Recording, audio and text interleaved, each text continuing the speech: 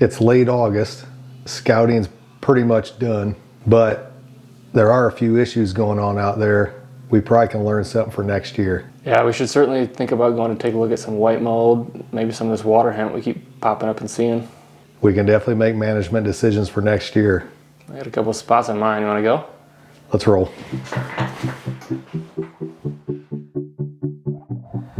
So over the last couple weeks, we have fielded dozens of phone calls about this very pest right here.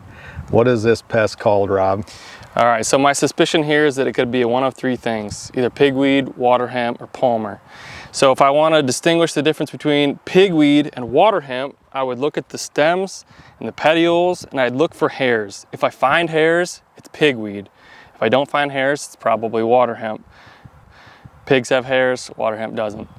If I've gotten that far along, I find no hairs, I will then look for these petioles. So the petiole is this stem that connects the actual stem to the leaf. So if I can bend that petiole back at the base of the leaf, and the petiole is shorter than the leaf, it's water hemp. If it's longer, then it's palmer. That's what we got, Greg. This is water hemp. Rob, talk about the seed heads. What do we have right here? Let's look at the number of seeds that we have going on just this portion of the plant. A single plant can have up to 1 million seeds. It's more likely you'll have around 250,000, but a single plant throwing that much seed out there can create a real issue. So water hemp is a late germinator. Yep. So when our residuals go out at planting time or just ahead or right at planting, by the time water hemp germinates, our residuals are gone. And so that's why we're seeing so much of it now. We had a very wet July that thankfully saved our crops. We had a pretty wet early August. So you get this flush of water hemp that comes on right now. It's pretty late to do much about it now, or it's early September. It's difficult to make a change, but you can make decisions for next year.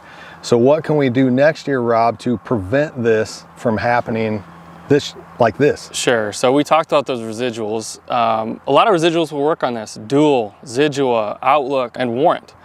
We have seen Warrant start to separate itself a little bit this year, like we said earlier, from the encapsulation process. What that encapsulation process does is it just slowly releases that chemical. So you end up with a little bit longer window there. So our suggestions for management into the future is start clean, whether that's with tillage or a good burn down, but start clean with a good residual program. There's several good ones. Layer in another residual with your post application. That's very, very effective on something like water hemp. So we're gonna really encourage people to do that. We have a lot of duals and metallochlors that we've used in the past, and we've used a lot with good success, but we're seeing Warrant work better. And I think the reason is what Rob just said, which is what? The encapsulation. So Warrant is encapsulated, and so we think that encapsulation is lasting longer because that takes solubility and it takes water to break that down. Whereas just generic old dual or generic metallochlor doesn't have that encapsulation about it.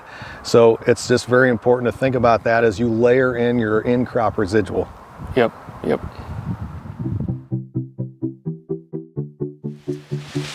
So like this is a great spot because all those are white mold plants. All right, Roberto. All right, and sticking with our theme here for what can we do better for next year, we're standing in a soybean field. We're looking at another particular pest that we see this time of year. Greg, what are we seeing? White mold. So like the water hemp, we've fielded a lot of calls in the last couple of weeks about white mold that people are seeing. And so we just want to talk about what it is or what you can do for next year to manage it. So what can I do next year for management? Well, let's first talk about it. So white mold is caused by the fungus Sclerotinia. Nerd alert! And it overwinters from year to year in the soil or on stems, old stems that can hang around for several years. And when conditions bring it out, it can start to show up.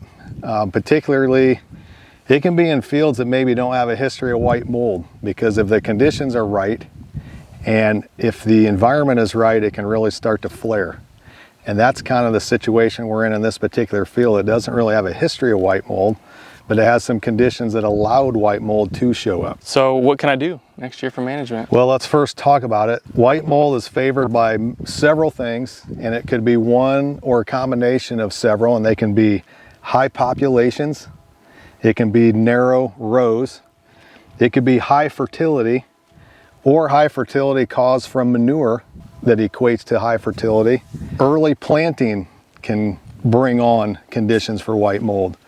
So a lot of that, or a combination of those, can be a recipe for white mold. So what can I do next year for management? Well, let's first talk about it. So that actually enters the plant early in the season, and at a time of year when generally we're post-spraying beans. Right.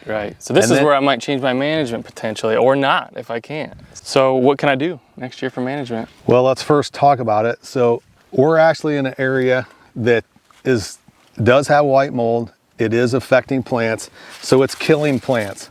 So when a plant is infected with white mold, all the beans in the pod will shrivel up, and this plant will be a zero. It will yield nothing.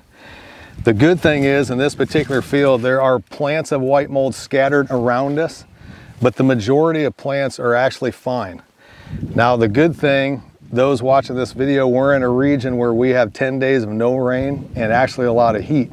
That's actually the best scenario for white mold, because it likes cool and wet, and it likes the canopy that's laid over and holds moisture. And we're walking through beans that are chest high and we're not even wet. No. So that's a good thing to stop its progression. So what can I do next year for management? For future management, some things to think about would include variety selection. Some varieties are better naturally resistant against white mold. Lower populations in a lot of cases, and a lot of our seeding prescriptions, we find lower pops prevail. Yep. Wider row spacing can help. Narrow rows is a good recipe for white mold, so wider row spacing. If your field is irrigated, if you avoid irrigation during flowering or heavy flowering, can actually reduce your risk of white mold. Fungicides can help, but they really do not fend off white mold. Yeah, and I can take you up on this one, Greg. So some of the newer fungicides actually are labeled for white mold, like the Preaxors and Strategos of the past didn't really have them on the label. There are specific white mold targeting fungicides, which I do not have a ton of experience with, that if you really are in a bad spot and you know you have a field that's getting it year after year, you can target it. The timing for that is actually R1, so like into June. It's totally different than your typical fungicide application timing, but I really wouldn't recommend even trying something like that unless it's a true issue for you year after year. Yeah, if you have a history. So to really target those and to make those fungicides work, it really takes 2 applications. And it is not 100% fix. It can really alleviate it, but it takes 2 applications. One early, like Rob said, and one late at your normal R2, R3 time frame. Yep.